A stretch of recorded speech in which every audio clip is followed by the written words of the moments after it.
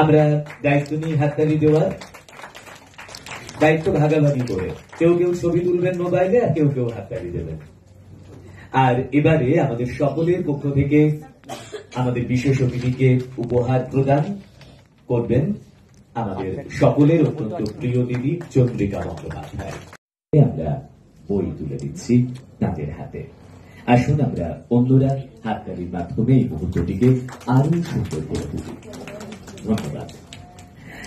এবারে আমরা মঞ্চে আহ্বান জানাবো আমাদের প্রিয় মানুষ কবি হাদি, আর আপনাদের যুক্ত করবেন।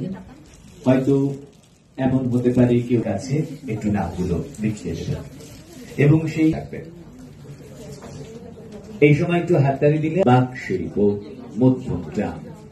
রবীন্দ্রনাথ ঘোষ বাচিক সংসদ কিন্তু অন্যতম আয়োজক এই বৈশাখী উৎসবে রিতেশের জন্য একটা জোরে হাততালি। অভিমান না, এখন আর অভিমান হয় না। অভিমান শব্দটায় শ্যাওলা পড়ে গেছে। না, রাগও হয় না, কারণ রাগের মূল্য কেউ দিতে জানে না। একটা সময় নিজের চাওয়া পাওয়া মুখ্য স্বাচ্ছন্দ্যকে বিসর্জন দিয়েছি। বসন্তে চলে যাওয়ার পথে রেখা ধরেই ঘটে বৈশাখের আগমন। পুরানো বছরের সব ব্যর্থতাকে পিছনে ফেলে আমরা নতুন বছরকে বরণ করে নিই।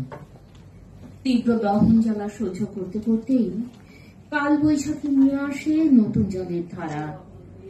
গাছে গাছে কিশলয় দল উঁকি দিয়ে শুনিয়ে যায় আশার বাণী। আমরা রৌদ্রের রস পান করতে করতে পৌঁছে যাই বর্ষার দোর গোড়ায়। কান্না হাসির পোঁতলা বেঞ্জি, বৃদ্ধ বছর উধাও হলো, ভূতের মুলুক খুঁজি।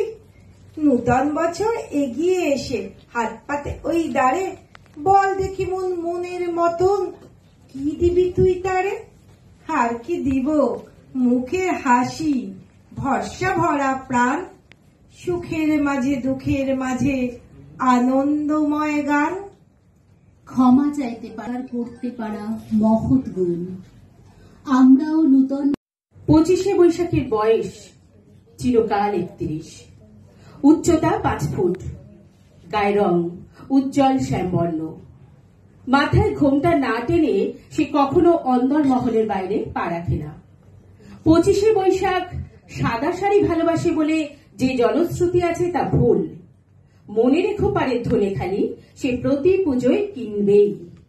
শোনা যায় তার চোখের ঘন কাজলে অকালে চলে যাওয়া মেঘ বসে থাকে, আর নবীন কবির দল তাকে নিয়ে চিঠি লিখে প্রতিনিয়ত।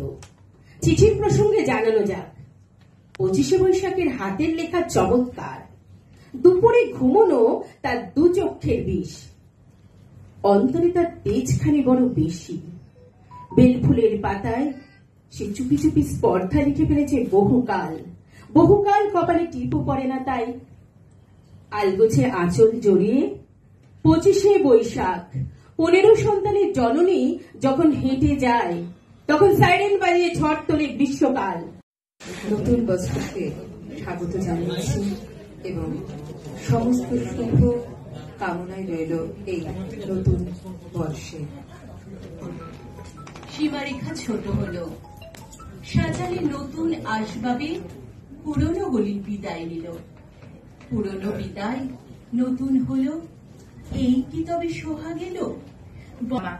অনেক হিসেব নিকেশ, কোথাও ছন্দ কোথাও পতন, একঘেয়ে শিশুর কিছু প্রেম কিছু আশা, স্বপ্নেতে ভরপুর। বর্ষ যাপন ঝড়ের দাপন, আকাশটা মেঘলা। অতীতি জীবন ভেসে থাকা অনেকটা নস্টালজিয়া। কালো মেয়ে যায় ভেসে, ঠিক সুচ্ছি মারে উকি। নিত্যদিনের ডায়েরিতে কত না আঁকি বুকি। আকাশ জুড়ে অনেক তারা, কোনটা নেভে কোনটা চলে। দেনা পাওনার সেই যে পাতা, কত কি নতুন গল্প বলে। তাই তো বলি কালটা থাক পরের পাতায়। সম কত যে বরণ, কত যে গন্ধ, কত যে রাগিনী, কত যে ছন্দ, গাথিয়া গাথিয়া করেছি বয়ন বাসর শয়ন তব।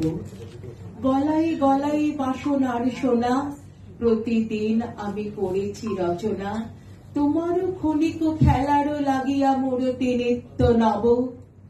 আবরণে বরিয়া লয়েছিলে মোরে, না জানি কিসের আসে। লেগেছে কি ভালো হে জীবন না, আমার রজনী, আমার প্রভাত, আমার নর্ম, আমার কর্ম, তোমার বিজন বাসে। বর্ষা শরতে বসন্তে শীতে, ধনিয়া চেকিয়া যত সঙ্গীতে, শুনেছ কি তাহা একলা বসিয়া আপন সিংহাসনে? মানস কুসুম তুলি অঞ্চলে, গেথেছ কি মালা, পড়েছ কি গলে, আপনার মনে করেছ ভ্রমণ মম যৌবন বনে। কি দেখেছ বধূ মরম মাঝারে রাখিয়া নয়ন দুটি, করেছ কি ক্ষমা যতেক আমার স্খলন পতন ত্রুটি? পূজাহীন দিন, সেবাহীন রাত, কত বার বার ফিরে গেছে রাত। অর্ঘ কুসুম ঝরে পড়ে গেছে বিজন বিপিনে ফুটি। যে সুরে বাঁধিলে এ বিনার তার, নামিয়া নামিয়া গেছে সম্মানিয়া অনঘের কর্ণধার রঞ্জনা কর্মকার মহাশয়ের আমন্ত্রণে এখানে হাজির হয়েছি। তাকে অসংখ্য ধন্যবাদ এবং এই আয়োজনে যারা আছেন তাদের প্রত্যেককেই শুভ নববর্ষের শুভেচ্ছা অভিনন্দন জানিয়ে আমি আজকের কবিতা খেয়া কাব্যগ্রন্থ থেকে রবীন্দ্রনাথের একটি কবিতা ফুল ফোটানো। পারবি রে ফুল ফোটাতে, যতই বলিস যতই করিস। সে ভয় গো তোমার? আমি কেঁদে তখন নদী, বুকের মাঝে শুধুই আগুন। তুমি তখন আমার পাশে তুলতে চাইছো রঙের ফাগুন। ফাগুন মানে শুধুই কি রং, আর কিছু নয়? বলবে তুমি? জানতে চাইলে মুচকি হেসে, করতে চাইলে যে দুষ্টুমি। এখন যদি হঠাৎ বলি, শুনতে তোমায় ইচ্ছে করে, আসবে তুমি, ফিরবে তুমি।